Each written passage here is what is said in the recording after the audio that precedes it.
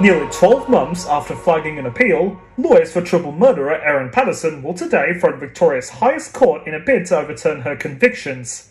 Patterson was found guilty of using poisonous mushrooms to murder relatives Don Patterson, Gail Patterson and Heather Wilkinson during one of the highest profile trials in Australian history. She was also found guilty of attempting to murder Heather's husband, Ian Wilkinson, the sole survivor of the fatal beef Wellington lunch at her house in Leongatha. Patterson was sentenced to life in jail, with a non-parole period of 33 years. If her appeal is ultimately successful, the Court of Appeal could overturn her convictions and order a retrial. As Patterson fights to clear her name, Victorian prosecutors have lodged their own legal challenge and are calling on the Court of Appeal to strip her of the chance to ever walk free again. The hearing is expected to run for 2 days. Last year, Patterson's legal team filed the appeal and briefly outlined 7 grounds they would rely on. The integrity of the verdicts was fatally undermined by a gaffe that saw jury members sequestered in the same hotel as the police and witness and members of the prosecution team.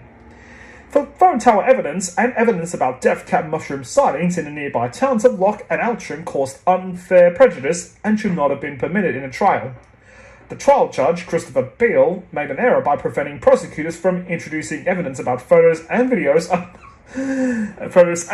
of mushrooms found on an SD card at Patterson's home. The judge allowed evidence from Patterson's Facebook friends into the trial, causing unfair prejudice and a substantial miscarriage of justice. The cross-examination of Patterson by lead prosecutor Nat Rogers SC was unfair and oppressive. A further miscarriage of justice occurred during her closing address to the jury. Prosecutors did not outline a motive for murder at the start of the trial, but changed the legal case by later implying there was a motive. Those grounds will be expanded upon both in written form and oral arguments made in court on Wednesday. After Patterson was found guilty, the prosecution called on Justice Beale to impose a life sentence with no parole, a measure that would effectively see her locked up with the key thrown away. Justice Beale ordered the life sentence but set a non-parole period, giving Patterson a chance of leaving custody in the year 2056.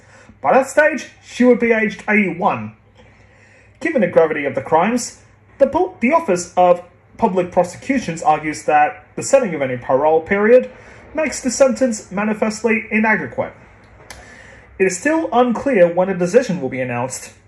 The first hurdle Patterson will need to clear is to be granted leave for the appeals by the Court of Appeal. In other words, this is permission from the judges for the appeal to be considered. Even though leave must be granted for an appeal to occur, the court regularly allows both the leave application and the appeal hearing itself to take place at the same time. If leave is refused, an appeal has failed. If leave is granted, the judges may still refuse the appeal. The court tends to provide a comprehensive judgment setting out their reasons in detail. That could take months.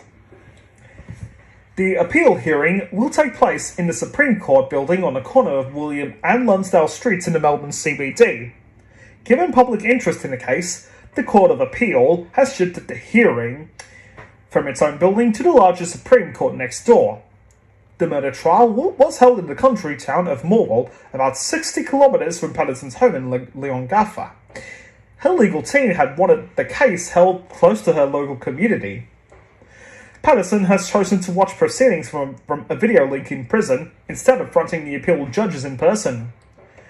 The 3 judges who will rule on the appeal applications will be Justices Stephen McLeish, Leslie Taylor and Peter Kidd. Colin Mandy SC and Sophie Stafford, Patterson's barristers from the 2025 trial, have moved on. In their place will be Richard Edney and Veronica Drago.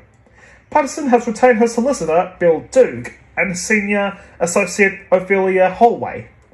The prosecution will now be spearheaded by the Director of Public Prosecutions, Brennan Kazane KC, and Crown Prosecutor Jeremy McWilliams. Seats in the court gallery will be made available for the general public, police, and media and family members connected to the case. The Court of Appeal plans to publicly live-stream the hearing, making it available to the general public. The link will be available on the Supreme Court of Victoria website. A quick note, It is against the law in Victoria to take screenshots, make recordings, or publish audio or video from a stream.